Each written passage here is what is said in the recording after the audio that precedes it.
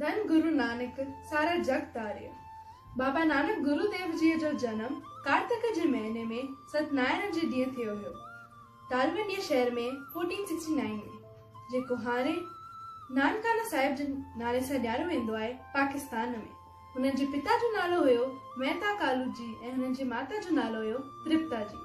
हुननि जी हिकु वॾी भेण हुई जंहिंजो नालो बेबे नानकी जी हुयो ऐं हुननि मां ई हुननि जो नालो नानक पियो। त हो ॿई पाण में ॾाढो प्रेम कंदा हुया ऐं हिक ॿिए जो ख़्यालु रखंदा हुया। नंढपिण में ई साईं हुननि जी हिकु भविष्यवाणी थी हुई त हो बाक़ी सभिनि ॿारनि जा अलॻि थींदा ऐं हो हिकु आध्यात्मिक थींदा। नंढपिण खां हू शांत ऐं मददगार स्वभाव जा हुया ऐं स्कूल जी पढ़ाई हुननि खां पहिरियों खां ई ईंदी हुई। हो सभिनि खां अॻियां हुया ऐं घणा ई दफ़ा हो पंहिंजे वॾनि खे आश्चर्यचकित बि कंदा हुया। हुननि जा पिता चाहींदा हुआ त हो हिकु बिज़नेस कनि ऐं हिन जे लाइ हुननि जे पिता हुननि खे कुझु पैसो ॾियो ऐं चयो कि हो हिकु सचो सौदो करे अचनि।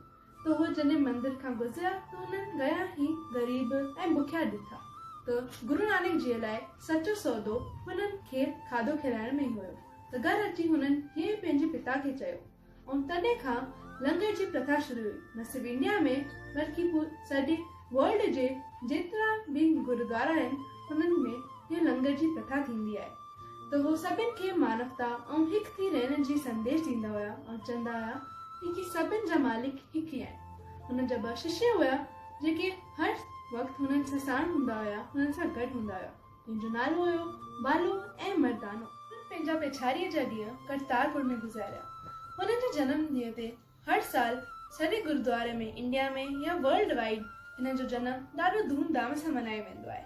मास्टर राजा सिंधु भवन में हर साल गुरु नानक जयंतीअ ते सुखमनीअ जो पाठ थींदो आहे, जंहिंमें सभई माण्हू हिकु ई स्वर में ही पाठ कंदा आहिनि ऐं गॾु गॾु तुलसी विवाह बि थींदो आहे।